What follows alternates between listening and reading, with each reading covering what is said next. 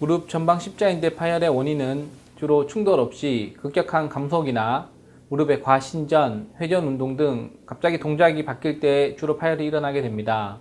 보통은 환자가 무릎에서 툭 하는 느낌을 받는 경우가 많습니다. 전방 십자인대가 파열되었다고 무조건 수술을 하는 것은 아닙니다.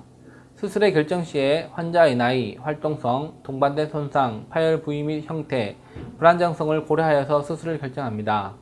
예전에는 술 후 강직의 위험 때문에 급성 파열 시에 부종과 통증이 가라앉고 난 뒤에 운동 범위를 완전히 회복하여서 약 3주 후에 수술을 시행하였으나 최근에는 운동 범위만 빠르게 회복된다면 3주 이전에도 빨리 수술을 시행하여 빠른 재활을 하여 결과에 큰 차이가 없는 것으로 보고되고 있습니다.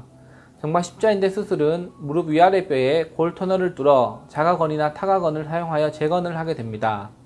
수술은 전부 관절경으로 이루어지며 절개를 최소화하여 빠른 회복을 기대할 수 있습니다.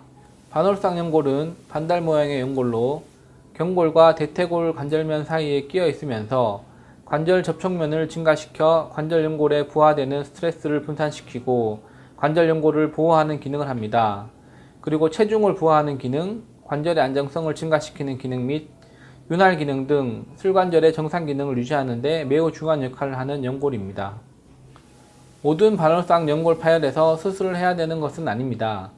반월상 연골이 파열되어 파열편이 관절 운동 중에 무릎 사이에 끼어서 걸림 현상, 휘청거림, 관절 잠김, 관절면의 부종, 통증 등의 기계적인 증상이 있을 시에만 수술을 합니다. 수술의 목적은 연골의 파열편이 관절 사이에 끼이는 부분을 제거하고 남은 반월상 연골 내면을 다듬어서 다시 파열되는 것을 예방하며 가능하면 최대한 보존하여 관절 안정성을 유지하는 것입니다. 반월상 연골은 최대한 보존하여야 관절염의 진행을 막을 수가 있습니다.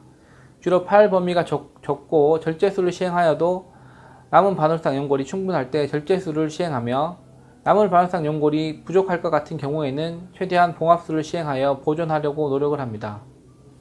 전방 십자인대 손상 시에는 최근 빠른 재활이 좋은 결과를 얻는다는 보고가 되고 있는데요. 보통 다른 동반 손상이 없는 경우 술 후 일주일부터 각도 조절 보조기를 사용하여 체중 부하를 시행하고 술 후 4주까지 90도 굴곡, 6주까지 120도 굴곡을 목표로 관절 운동을 시작합니다. 수술 후 2달이 지나면 보조기를 벗고 근력 운동을 시작하게 되고 술 후 6개월이 지나면 비접촉 운동을 시작합니다. 접촉 운동은 술 후 1년 뒤에 시작하게 됩니다. 연골판 파열 시에는 봉합이나 절제술 사이의 방법이 조금 다른데요. 봉합 시에는 연골판이 붙는 시간이 필요하기 때문에 술 후 6주간 체중 부하를 금지하고 관절 운동 범위 회복에만 초점을 맞추어 재활을 합니다. 절제술의 경우에는 회복이 빠르기 때문에 술 후 3일째부터 체중 부하를 시작해서 한 달 안에 일상생활이 가능하게 됩니다.